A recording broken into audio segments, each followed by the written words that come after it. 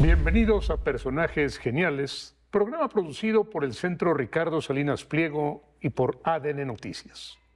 En esta ocasión hablaremos del más grande artista plástico del siglo XX, un hombre que revolucionó la forma de entender la pintura, Pablo Picasso. Y para hacerlo, me acompaña mi queridísima Isabel Revuelta. ¿Qué te parece Picasso? ¿No te seduce? ¿No te encanta? Sí, Picasso me gusta muchísimo. Yo creo que fue el primer pintor del cual yo tuve conciencia siendo niña, mucho antes de tener las clases de la escuela o incluso empezar a visitar museos o tener conciencia de visitar esos museos. Picasso era tan famoso, porque además él muere en 1973, el año en que yo nazco, y claro, la siguiente década, cuando yo era pequeña, se dedicó el mundo a rendirle honor justamente a ese hombre que había marcado la grandísima diferencia en el arte, ese arte moderno del siglo XX, porque inventa una cosa, me estoy adelantando, que es la perspectiva múltiple. Termina con un punto fijo en el cuadro, con una perspectiva, con una, proporción de un plano o de un perfil, por ejemplo. Esos perfiles de las mujeres de Picasso se ven desde varios puntos de vista. Un personaje, un rostro, tiene varios perfiles. Cubismo sí, impresionismo ya no lo es, rompe con todo. Y hay una frase con la que quiero empezar a charlar contigo, que se dedicará, él dice ya de adulto, yo me dediqué la vida entera a romper cómo era yo un genio del dibujo cuando trato ahora de recuperar cómo pintaba un niño. O sea, él de niño pintaba de una forma extraordinaria y toda su vida tratará de recuperar eso. Me llevó 4 años aprender a pintar como Rafael. Me llevó toda la vida aprender a pintar como un niño. Sí, es la frase. Era un hombre de una gran vanidad. Decía, si yo hubiera sido sacerdote, habría llegado a papa. Decidí ser pintor. Llegué a Picasso. Pero ciertamente su vanidad sí estaba correspondida con su gran creatividad. Todas las técnicas artísticas que probó, todas, las desarrolló con maestría. En su primera etapa, cuando tiene 14 años, pinta con un gran realismo. Se aproxima mucho al impresionismo, luego pasa al expresionismo. Su padre era pintor. Dicen que antes que aprender a hablar, Picasso aprendió a pintar. Pero lo que es cierto es que de pronto se aburre de pintar como todos los pintores. Dices que yo no aporto nada. Pues sí, estoy pintando y copiando una manzana o una persona o un paisaje. Pues no aporta nada. Eso ya lo hicieron mucho mejor que yo muchos pintores. ¿Cómo puedo revolucionar? Y esa es la obsesión que va a mover en su vida a Picasso. Esa y las mujeres. Y sí. Bueno, una vida difícil, nace en Málaga, no tenían mucho dinero, el padre era maestro de dibujo, su madre se apellidaba Picasso, su padre se apellidaba Ruiz, tomará el apellido de su mamá. Pero cuando están en Coruña, en La Coruña, se da cuenta su padre que el hijo tiene un talento inusitado, mucho más que el de él. Después viajan a Barcelona, se establecen ahí y desde muy joven él ya puso un despacho, digámoslo así, se pone a pintar. Y lo hace maravillosamente, lo que tú dices, pinta con una maestría inusitada, una genialidad tremenda. Pero es un siglo que no podemos quitar a Picasso de ese siglo. El siglo XX está cambiando en todo sentido. Las mujeres también están teniendo una gran revolución. Es el periodo de empieza la política inestable en Europa que llega a la Primera Guerra Mundial. Todo eso hará rupturas, no nada más en él, en muchos artistas. Y en la genialidad de Picasso no se puede borrar lo que está viviendo Europa en el siglo XX. Sin duda. Dicen que el padre, cuando vio sus primeros cuadros, La niña descalza, Ciencia y caridad, Moulin de Quillet, dijo, yo no vuelvo a pintar, me voy a dedicar a impulsar a mi hijo. Claro. En 1900 lo manda a París y ahí en París conoce todo esto que tú describes y se da cuenta de todo lo que existe, pero él tiene que innovar. Él dice, yo no quiero seguir haciendo lo mismo que hacen los demás. Claro. Más tarde, junto con Braque, va a iniciar el cubismo. Y hay 2 tipos de cubismo, todos lo hemos visto, el cubismo analítico y el cubismo sintético. El cubismo analítico busca representar la misma realidad en un solo plano, pero por muchos lados. Imagínate que yo te quiero pintar, pero te quiero pintar de frente, de perfil, desde espaldas, cómo son tus pies, cómo son tus brazos. Y pinta en este ejercicio de cubismo analítico retratos o escenas vistas por todos lados. Y luego el cubismo sintético con el menor número de líneas, como sus toros famosos, pintar con las menores líneas posibles y expresar una realidad. Esa es una genialidad por sí misma. Claro, digamos que deconstruye un cuadro. Él se atreve a quitar todo aquello que aprendió en la academia o que la academia era lo que buscaba, la proporción, el punto, la mirada. El cuadro se lee de diferentes maneras. Y antes de que se me acabe el tiempo, yo te quiero decir que uno de mis cuadros favoritos de la vida es el Guernica. 1937, lo pinta desde París, evidentemente, con esta herida tremenda de la Guerra Civil Española. Por supuesto, es una condena absoluta, es un cuadro brutal, es un cuadro que si tú lo observas tienes que estar varios meses en cada una de las escenas, en cada una de las atrocidades que están pasando, y a simple vista puedes pensar que son trazos de niños, y lo que tiene es una denuncia y una brutalidad y una profundidad y una cosa que ahí sí te puedo decir que Picasso supera a Picasso. Oye, no sé si recuerdas que en México hubo una exposición, Los Picassos de Picasso, y generaba mucha expectativa porque fue de esos artistas que su marca, su persona, la impone en el mundo entero. Un hombre que sabía vivir, que le gustaba comer, le encantaba el sol, le encantaban los toros. Es como esa idea de la España lúdica. Es esa España lúdica, es ese hombre de mundo y la pasión por las mujeres. Hoy no lo podemos entender, hoy, digamos, esos matrimonios, tuvo muchos matrimonios. No, muchas mujeres con 2 matrimonios, claro, bien dicho. Y su hija, Paloma Picasso, una mujer a la cual yo admiro muchísimo, que fue la más pequeña de todos sus hijos, le rescata de una manera maravillosa.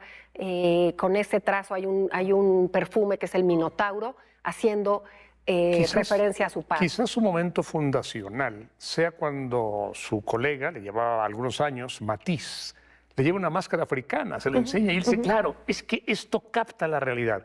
Y va a pintar uno de los cuadros más famosos de la historia, no tan famoso como Guernica, pero se llama Las señoritas de Aviñón. Aviñón no es la ciudad francesa, Aviñón es la calle de Barcelona donde están las trabajadoras sexuales. Son 5 trabajadoras sexuales en un cuadro con las caras deformadas. A partir de ese cuadro, que es, digamos, el antecedente del cubismo, ya el espectador ya no debe esperar que los cuadros prolonguen la realidad. Ya no es como retratarse el arbolito o el gatito o el patito. Es algo distinto, es algo disruptivo. Y después de este cuadro fantástico, Las señoritas de Aviñón, que está en el Museo Moderno de Nueva York, va a empezar con los collages. Y junto con Braque, siempre con Braque, ya toma los objetos reales y los pinta por una plantilla, un zapato, una pipa. O sea, ya es parte del cuadro. Esta visión de los collages vuelve a dar una sacudida enorme al arte. Claro. Y este cuadro que tú dices del Guernica, por supuesto que es extraordinario. 30 años después que Las señoritas de Aviñón. Utilizó de modelo a Dora Maar, una de sus novias. Ahora, sus novias también eran mujeres un poco entusiastas, para no usar una palabra que la conoció en el Café de los Dos Magos, Les Deux Magots, en París, cuando ella con un cuchillo estaba o sea, 1, 2, 3, 4, 1, 2, 3, 4, y tenía todos los dedos ensangrentados. Y Picasso le dice, ¿me regalaría su guante, señorita? Con toda la sangre. Sí. Bueno, es que Dora Maar es la que aparece en el Guernica. Sí. Y todas las mujeres que están ahí son Dora Maar. Pero fíjate un detalle curioso. Él no estaba pensando en Guernica cuando estaba haciendo su gran fresco. Se lo habían encargado para la Exposición Universal de París. Cuando se entera del bombardeo infame, que la Luftwaffe, los aviones alemanes, habían hecho sobre el pueblo de España, le pone Guernica y estoy furioso.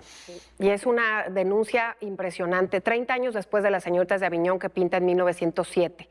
Es un hombre que trabajará toda su vida, son 75 años de ser una celebridad, de pintar, de ser un hombre conocidísimo en el mundo, de ser admirado, es una vida fabulosa. Y hay varias frases que a mí me gusta recuperar de él. Él decía, porque trabajaba incansablemente, la inspiración de esos grandes artistas, la inspiración te tiene que encontrar trabajando. Trabajaba impresionante. Sí sabía, digamos, disfrutar la vida, era un hombre que le gustaba disfrutar la vida, pero también trabajaba de una manera incansable. Claro.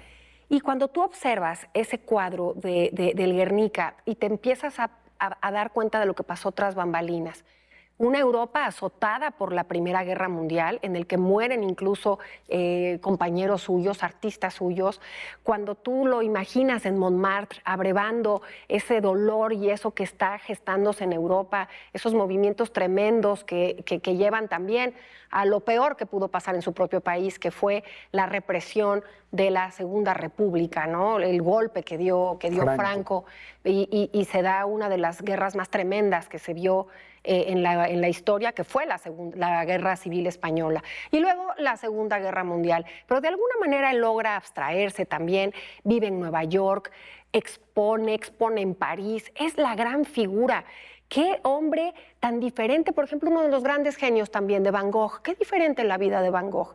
Sin dinero, sin retribución, o sea, la gente no lo aceptaba y a él sí, es una gran figura en vida. A mí me encanta, y eso lo aprendí en este libro, Retrato de un artista, de Norman Mailer. No es una biografía, es un retrato psicológico. Su mejor biografía la publica Richardson en 4 tomos, pero habla de su relación con las mujeres. Fernanda, Eva, su esposa Olga, que era bailarina y que lo introduce al gran mundo. Teresa, a la que conoce en el metro, saliendo del metro le dice, soy Picasso, tengo grandes planes para ti, Teresa. Y a Teresa tiene 17 años, él tiene 45. Siempre le gustan jóvenes con mucha menos edad. Luego viene Dora Maar, esta mujer de la que hablábamos. Luego viene François. François escribió un libro que luego se llevó a una película, Sobreviviendo a Picasso. Es una película fantástica. Que es la mamá de donde Paloma. Anthony Hopkins representa a Picasso. Y bueno, es un hombre dificilísimo, como tú lo dijiste al principio, complicadísimo para las mujeres y para los hombres. Y luego al final se casa con Jacqueline, a la que le lleva 46 años. Se casa con ella, su segunda esposa, Jacqueline. Pero fue un hombre que tuvo una y otra, y las mujeres lo adoraban. Oye, se acercaba y les decía, yo ya pinté tu cara. El maestro Picasso ya me pintó y era irresistible. Tenía una virilidad y tenía una fama y tenía un poder que no le vamos a poner etiquetas actualmente porque formaba parte de ese hombre y de ese genio y de esa personalidad.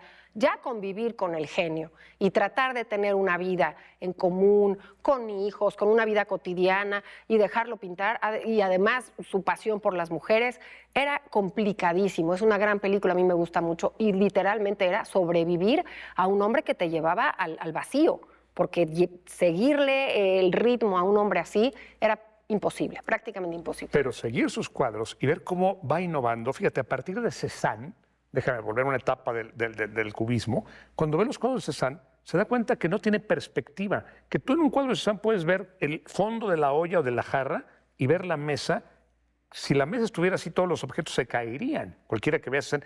Y dice Picasso de Cézanne, él es el padre de todos nosotros. Pero luego vienen las máscaras y Matisse, y va tomando de aquí y de allá y genera una propuesta.